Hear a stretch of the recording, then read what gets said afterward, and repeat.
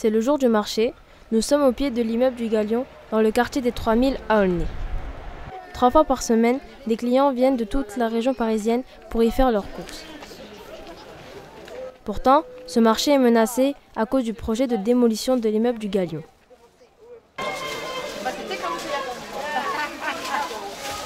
C'est bon? 5 quoi, 5 fermes. Ça fait 5 €, merci. Le Galion a besoin d'une rénovation. Il est dans un triste état.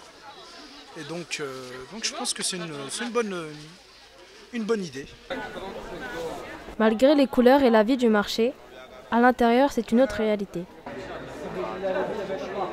Le bâtiment est plus sombre et dégradé.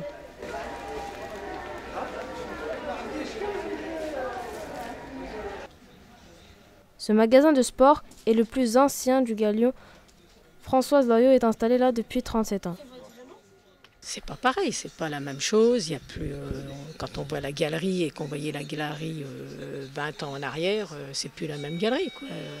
Il y a plus de commerce diversifié, il y a plus. Voilà, c'est plus. Voilà, ça c'est tout à fait triste. Oui, c'est bien triste. Françoise partira bientôt à la retraite. Mais d'autres commerçants veulent toujours y croire, même s'ils ne savent pas ce qu'ils vont devenir. Que ferez-vous si ils la démolissent? On ne sait pas encore si on va récupérer un commerce, ou si on va arrêter. On est dans le flou encore. Il n'y a pas de réponse précise à nos questions, donc on ne comprend pas trop. Dans le projet du futur centre commercial, tous les magasins du Galion ne seront pas repris. Les plus menacés sont les bazars. Ils nous proposent de partir, mais pour des sommes ridicules.